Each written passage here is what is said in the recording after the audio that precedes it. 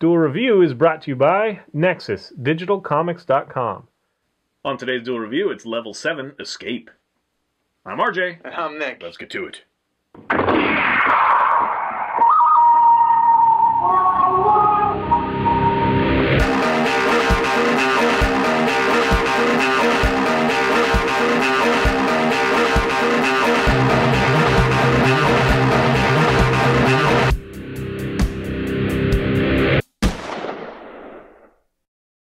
Hey guys, welcome to Wednesday the 16th of January. We are doing Level 7 Escape. Escape, yes. So this is a game that I've seen on the shelves for a long time in our favorite, local game store. And yeah, I was really interested. I love the theme. I love Area 51 kind of stuff. I love the potential there and just the lore behind it and the, what could be there. I don't know. And I like the idea of having kind of a horror discover your own playing field game. We had a lot of fun fairly recent, I guess, last year or so in Dungeon Run. That was a lot of fun, and I haven't played a whole lot of those games since. So I was really looking forward to this. Here it is. There it is, Level 7. It is a little pricey, but you can find good prices if you look hard enough. It is by Privateer Press, and the production quality is very good. Yes. I love the art. That's part of what drew me to it as well. And yeah, so let's just get to the gameplay and put this off to the side. We've already done a good job of unpacking the things here. So the first thing is that it's a 1 to 4 player game. And we're going to take these character cards and we're going to choose which one we want to be. Now, they all have the same stats, which I think they kind of possibly missed an opportunity there, but it's understandable. It does work out later. So anyway, you pick your character. There are 2 girls and 2 guys. And you can play it alone, so that's pretty cool. I love solitaire functions, but it's definitely more fun with more than one because then you can kind of cooperate to negotiate. So you pick your character, and the character has a whole bunch of different stats on it, and it has what's called a fear tracker. And that's over here on the side, and it's these different heartbeats. And it has little different stats that you start off at 3 fear in most of the scenarios, and when you go up a couple, and you're going to get plus 1 in strength. If you go up more, you're going to be really, really attractive to the aliens. They're going to go after you with all their effort because you are exerting those pheromones and whatever. And there's some fun little story in there, that kind of tries to heighten the experience. Yeah. But anyway, but you're also going to be faster and stronger because your adrenaline is just pumping.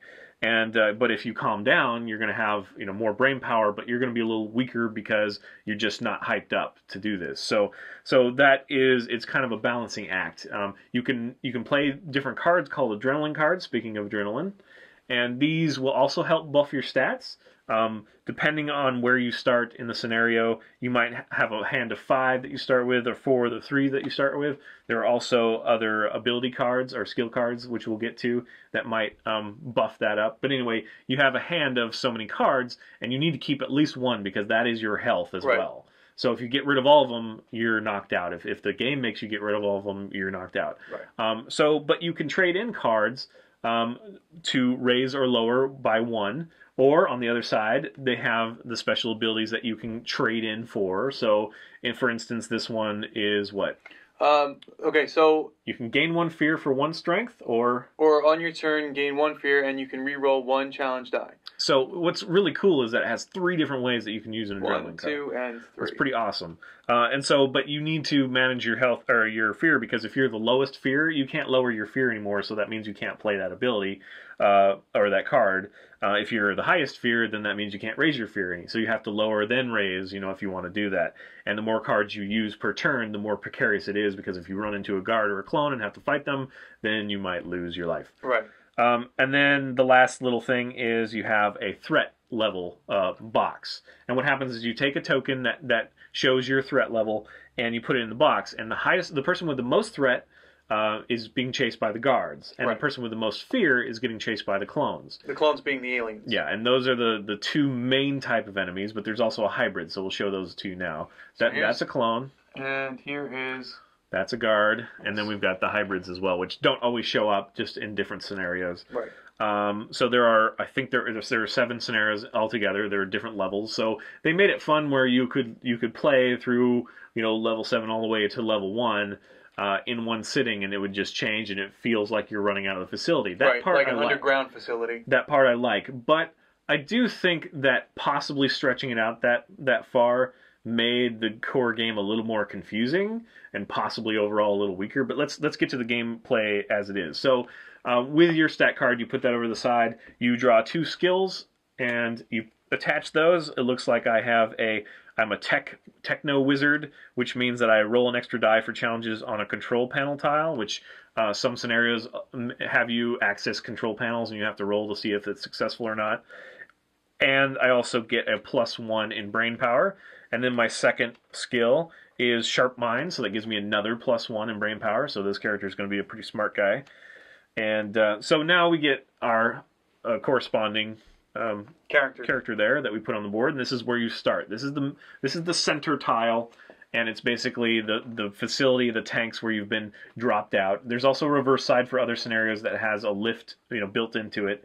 But you start with this side. Let's just say, for all intents and purposes, that's the first level. Your introductory level, and you each start. If you have another character, then they start there.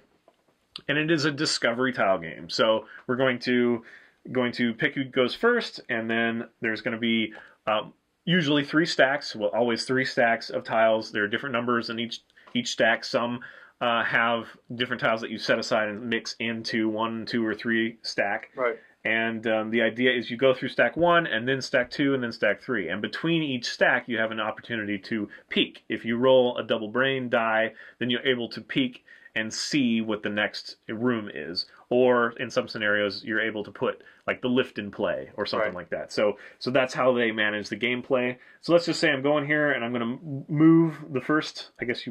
So I'm moving the first one, and this tile has 3 doors on it. So our responsibility is to match up as many doors as possible. Right now we only have the 1 door, so that's fine anywhere we put it. And it also has a security camera, and the security camera has a red aura, which means it will activate each time a character enters this. So because of that, that is my turn. I wanted to talk about the ducks. I'm going to move over here, and then we're going to draw what's called an event card. That's the end of your turn. You draw an event card, and this event card is going to show you 3 things. On the top, it'll show you if anything spawns. Now, we have a security camera, and that's where guards spawn. And we have a guard at the top of that card, so that means that a guard is going to spawn. So we're going to take a guard, and we're going to spawn him in that room. So that sucks for us. Now, because this card has a security camera, we're going to read the security part. There are 3 different types, and there are 3 different types that show on tiles. Right now, we only have the security camera. Right. So there's the security camera, the clone, and then the facility options. And since he landed on the camera, each player chooses to either discard 2 adrenaline cards or gain 1 threat. Yeah, so that kind of sucks, because if you gain a threat, then obviously the guard is going to go after you. Right. But yeah, adrenaline card is your health, so it's also the currency you have, kind of thing. So, okay, so let's say that we've gone past that, and now we're in a situation where we're both in this at once. Now, at the bottom is activation. And it changes for 1 to 4 players, so it may not be the same. You have 4 boxes there. The first one, obviously, for first player, for 1 player. The second one being for 2 players. And in this case, for 2 players, the guards are activated. Yeah, so that means that because he's in the same room with me, whether or not she has the highest threat or whatever, he's going to attack me because I'm locked in that room. So you have to do something to get out of the room. You either have to fight him, he fights you, or you evade him with your mind power. But for now, we're going to fight. Unfortunately, he fights first, so he's going to take 3 die. It's right here on the unit, and he's going to roll that 3 die, and he rolled only 2 strength, so that's okay. I'm going to look at my card, and I only have 1 shield. So that means that I'm going to deduct 1, and that means that any adrenaline cards I'm holding, I have to discard 1 in order to survive this hit. If I only had 1, then I'd be knocked out, and we'd keep going. The other player would keep going because I'd be dead. I'd move to the infirmary, and there's a possibility I might come back, but maybe not. Yeah, I'd have to come through a vent, and so different scenarios allowed or not. The infirmary tile is actually kind of superfluous. It has no real purpose other than to say that you're not in the game right now. Yeah, but you're not really dead yet. It's kind of showing like a hidden room, and you're not sure where it is, but it does have a vent apparently. It's because you can come back through a vent. Right. And you want to talk about the vents. This tile also has a vent. Right. Basically, a lot of the tiles have vents in them, and what you want to do is you want to line up the vents all nice so that, like, if there's a vent here, I can crawl through the vent system out to here. Right. Which will cost a fear because, you're crawling in a dark vent and you don't know what's going to happen. In addition, the clones can also use the vent system. Right, and you can destroy vents and whatnot to prevent them from following you. But yes, so the edge of the card shows the vent shaft, and if you link them enough, you go from one vent to another in one move. So that's pretty cool. And it's actually very beneficial when you're tackling the main boss here, Doctor. The Mad Doctor. Okay, and so there are also gameplays that have you face hybrids, which, here's the thing we didn't explain about the guards and the clones. The guards and the clones will attack each other. They don't like each other. And the hybrids are another species that are related to the clones, and so they attack guards as well. In fact, when they spawn, they have two guards that are protecting them. Right. And the idea is to piss off the hybrid so much by gaining so much fear that he kills the guards, and then you go pick up a uniform. That's the specific scenario. And that's a cool idea, but what happens is that you end up just superfluously raising your fear by doing whatever you need to raise your fear and moving as far away as possible, because as soon as he kills the guards, then he can lower your fear, and he's following you, but not so aggressively, and you just go pick up. I don't know. It's just one of those things that it seemed really good in planning, but it doesn't seem like, I don't know. It's like we start playing it, and it's like, oh, we really should introduce house rules here to make it more balanced or more fair. So it's a really great idea. I'm just not sure that it's as tight as it could be. Right. I'm not saying it's a bad game. It's a good game. It is fun. But there's enough also in the rule book. Here's the scenario book, which has 7 different scenarios, like I said, for each level, which is cool. And then the main rule book. And it does one of those things that the cards trump the rule book, and then the scenarios trump everything else, kind of thing. And there's enough room for ambiguity where it's like, I'm not sure who wins here.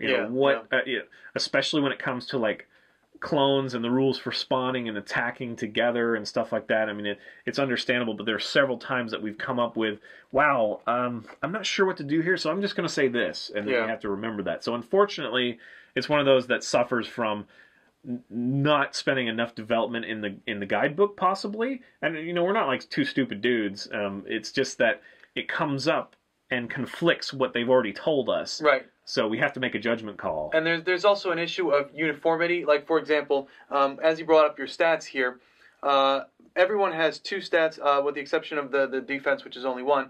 But basically what happens is, for your intelligence stats, that says to roll 2 dice, and your fist says that you have to roll 2 dice. But for your feet, that doesn't say you roll 2 dice. That says that you have 2 movement points. So and for defense, it's 1 point for defense. Right. So when we were first playing, before we got to the scenarios with the hybrids, which explains it, a little bit, not really. Yeah, not really. On the dice, you have 3 icons. You have the fist, the intelligence, and the footprint. And so when we were rolling, we thought that because you had the 2 here, that meant that you rolled 2 dice to determine how many times you can move, which means that there's a possibility that you don't move at all. That's what we thought, but according to the rule books, that's not what happens. So there is a little bit of confusion there, and they could have taken a little more time with the rules. Yeah, and even with the hybrid, there is a reason to have the footprint, but not so often. Right. So again, there are different scenarios that take advantage of them in different ways, so that kind of helps justify that. But when playing the core game, especially, it's kind of like, what?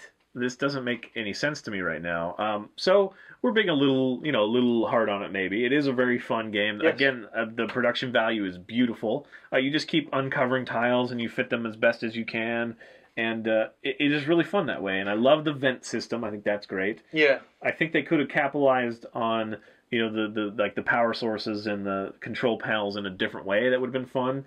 And then like the items, like you're not supposed to use the items in the first round, which doesn't really make sense because you're going to have lots of clones running around and you're going to have lots of guards and stuff, and just to have an item to help you out would be great. I guess that's where the fear comes in, that it's like this horror thing where everything feels out of control and everywhere you turn is a clone. Yeah. But what it does is just make it really difficult and kind of sloppy, as far as like, you're going to have to look at the rule book to make sure that you're doing this right. And, it's only 2 at a time that can enter of any one kind, I think. But I'm not totally sure because you can have a garden there. That's another thing, is that these are very small tiles, and I don't blame them for that. But these are pretty big characters. So to have 3 characters in one tiny space, it's kind of messy looking. So anyway, there's definitely some improvement, areas, but I don't want to undersell the game. It is a fun game. If you're interested, I say, go look it up online, watch the tutorial. Again, that will explain most of it. It doesn't explain the fine-tuned stuff. I think that we've arrived at the the understanding that every game like this should have a sample round, at least Yes. one round, to show the correct order and different scenarios. The one that we've recently reviewed, Star Wars the card game, does a beautiful job of that. Yep. Just wonderful, and I can't can't imagine everybody having to have that production value that it has, because it's really top notch. But you can definitely do a good job and just show a round of play, even if it's just like you and me, doing a round of play, and you show that online. That will be helpful. Yeah. So anyway, there is a lot of room for house rules, and we've already come up with some house rules ourselves, and it just have a lot of fun. All the pieces are there. Yeah. It's just in how you approach the game and how you explain movement and that sort of thing. So if you want to tweak that a little bit, I say go for it, because we had a lot of fun, especially once we just decided on house rules and just went for it, and it was a lot of fun. What else needs to be said? Anything? I think for the price, there's a lot that you get. I mean, there's a lot of tiles. At first, it seems like a heck of a lot. But once you play a game or two, you realize you don't use all the tiles necessarily. So games can go fairly quickly. Right. That's I guess it's just not balanced. I mean, it can either be impossible or go really quickly. It just kind of all depends on what happens, which I guess you could argue is real life, kind of thing. But if it wasn't for those moments where we're like, it doesn't really explain in the book. I wish I had a glossary. Yeah, I wish it did. If it wasn't for those moments, I would say go get it right now. But it does have those moments, so just make sure you're serious. Yeah, but it's still worth it. Check out the video on Final Fantasy. Check out the video on Privateer Press on how to play the game and see if you get a feel for it. See if you enjoy it. I did hear that it is a lot like the Gears of War board game, but I haven't played that, so I can't say for sure. Yeah, and again, I do love the art. I love the world that they've created. It's cool. It's very cool. I do wish that there may be a little bit more on the characters. I mean, they're very dark, and there's not even like a name or anything on there. It'd be kind of cool if there was. There are stats on all the other guys except for the Doctor, and the Doctor comes in only in one scenario, and he's kind of a badass, but he's a kind of a hybrid himself. That's interesting. But anyway, yeah. So if you're interested, I don't think you'll be sorry. It might just take you a little bit to figure out, this is the way we're going to play. Yeah, exactly. So, all right, guys. Well, I think that's it. Any more games you guys have, please let us know. We love reviewing new games, and this has been a lot of fun, especially the last couple of weeks where we've had a game every week. That's been awesome. Yeah. Please subscribe to our YouTube channel and watch our great playlists. Game Lab's been a lot of fun. Yes, it is. And please leave comments. We love comments. And you can help support us by buying our wares at spiderwolf.com. That's right. T-shirts, a card game, art prints, short stories, and more. See you later. Yes. Nice.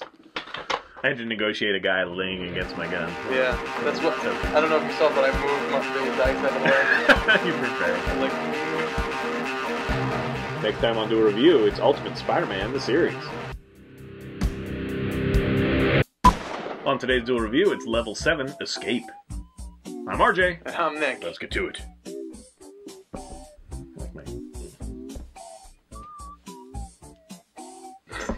It's an alien thing, I guess. Did we ever figure out what those other brackets were? What they're called? Yeah. Oh. Guys, what are those brackets? Okay, so you have parentheses. The ones which that are... go. Yeah. So you have you have parentheses which are curved, then you have brackets which are square, and then you have those ones with the little freaking curls in them. What are I'm a those writer. called? I should know this, so sue me. Yeah, I'm a writer too, and I should know it. What the hell are they called? The curly brackets. Yeah, they're just other brackets. Brackets B. B brackets. They're only there so that if you have to do brackets within brackets within brackets. No, make little faces. B Bubba Brackets. What's his name? B.A. Baracus? B.A. Baracus, if it was. B.A. Baracus. B.A. Babracket? B.A. Baracus. Come here, joke from left field. Swing and a miss. That's about all of our extent of baseball jokes, so. Except something about balls. How they're foul. Sports. Foul. We're not huge sports guys. I do like basketball sometimes, and I do like hockey a lot, but I don't ever watch them either. Anyway. I like any game that cannot be classified as a sport. Do you like foxy boxing? Foxy boxing? I don't think that's technically a sport. It's not real boxing. Like, there is actual women's league boxing, kind of thing. But I would love foxy boxing. it's like a... Sounds awesome. Yeah. In scantily clad outfits boxing. Yeah. I'm sorry. To some of you, it might be a real sport. I don't know. It's one of those things that's like, you make fun of like women's wrestling or like mud wrestling or something because it's demeaning. And there are some women that are like, "Hey, that's a real sport. Fuck you," kind of thing. Like, I'm sorry, I thought that maybe, ripping your bra off and smearing mud all over yourself is a sexist thing. I don't know. I didn't know.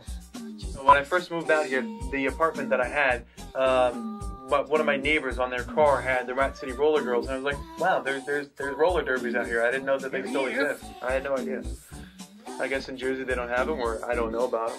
Oh, I'm sure Jersey, that has it written all over, like Jersey Girls. Roller derby. I guess our girls would probably do really well in roller derbies. That's what I figured. They have to live in Jersey. I hate that when I tell people I'm from Jersey, they look at me like I got like this disease that's going to kill me, like I only have a month to live. Oh, I'm like, oh, I'm sorry. Yeah, it's like I'm from Jersey. And they're like, oh, sorry. It's like, why? Like New York's redheaded stepchild. Yeah. Like... I hate that New York always like, in the media, New York's always like, oh, well, I have to go to Jersey? What are you kidding? That's disgusting. It's like Italian gangsters and meatheads everywhere. No, Jersey sounds cool. You put tomato sauce on your hot dogs, and hell yeah. You have a friggin' boardwalk, which we don't have. That's cool. Jersey Shore. Yeah, Jersey's awesome. But then you have the meatheads and the gangsters. Yeah. Maybe we should do this episode. Possibly. Oh, we already did that, right? I don't know. We kind of went yeah, we did. on a huge tangent here. Yeah, we did the escape thing. I remember that. Okay.